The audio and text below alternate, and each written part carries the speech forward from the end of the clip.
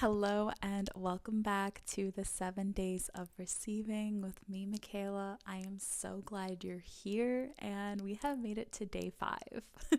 So let me know how you have been feeling throughout this transmission, what has landed with you, what has resonated. And during these days of embracing the lessons, what has shifted in your life? Have you noticed any synchronicities that have occurred since practicing these embodiment lessons? So today's transmission is learning to be held by life. People never fully experience being supported because their nervous system remains in a subtle state of bracing for the next problem, responsibility, emotional wave, the next task, or the next disappointment. It's like waiting for the other shoe to drop. You're never fully relaxed or able to be present in the moment. So even when life does offer the support, the body can't feel it. And this is so important to get your body into the rhythm of receiving and relaxing, to stop bracing. Feeling supported is not a mindset, more so it's a physiological state, and it requires the shift from hypervigilance to ventral vagal regulation. See, when the body is bracing, cortisol stays slightly elevated, the breath stays shallow, shoulders stay lifted, the mind scans for potential threats, the heart rhythm becomes uneven, and intuition is unheard of.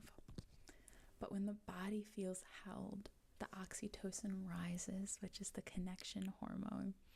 The breath deepens naturally.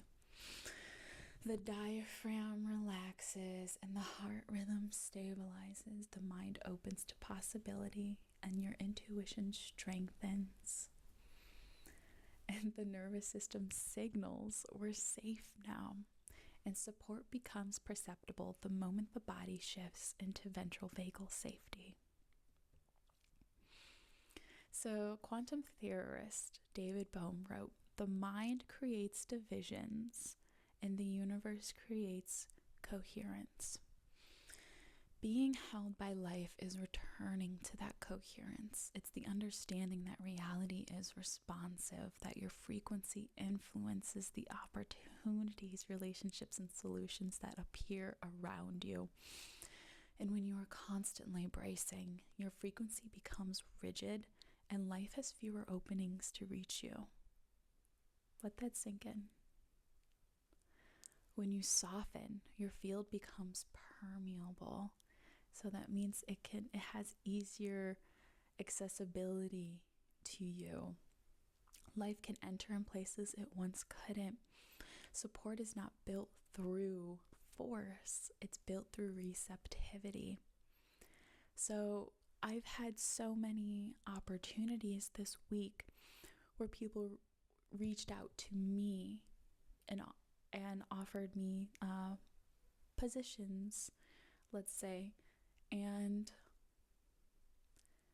I think the most important lesson I was to learn through that occurrence was, when I receive this, who will I be on the other side? Will it bring me closer to the vision I have created for myself? So I gave it some time and I really thought about it for a few days.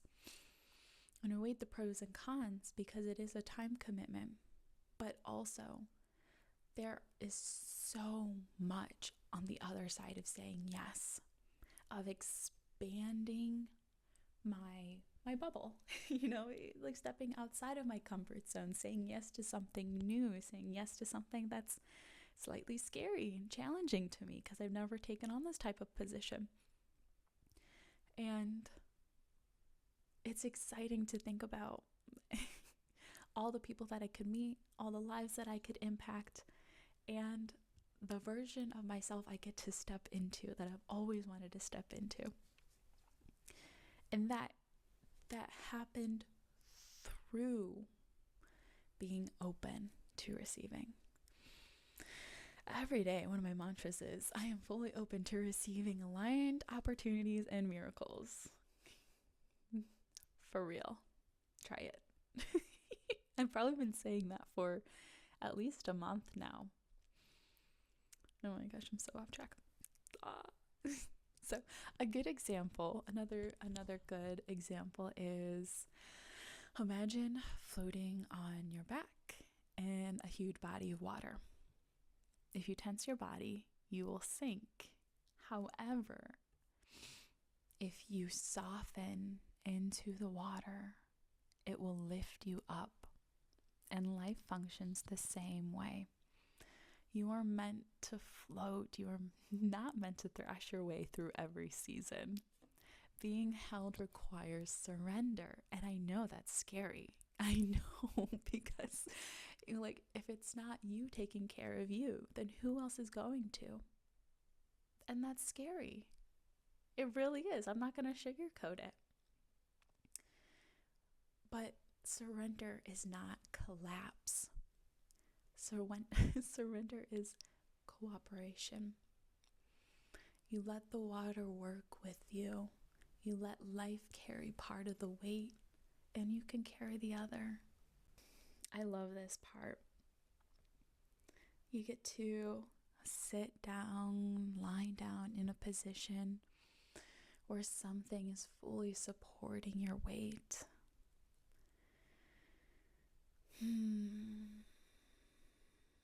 Notice any part of your body still holding tension. Your jaw, your abdominals, your back, your hips. And you can feel them soften as I bring each one to attention. Allow your body to soften and be supported. And bring your attention to the sensation of being held by the object beneath you. The way it carries your weight without effort. The way it asks for nothing in return.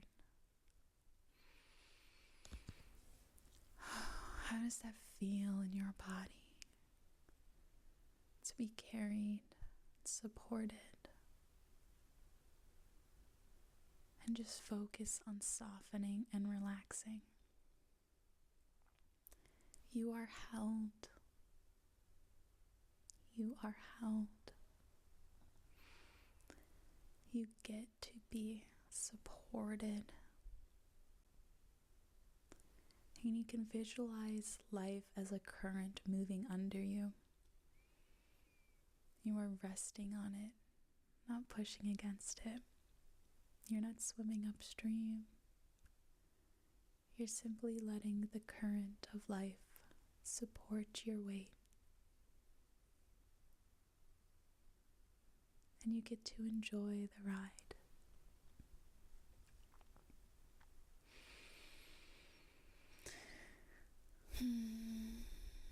So just know this.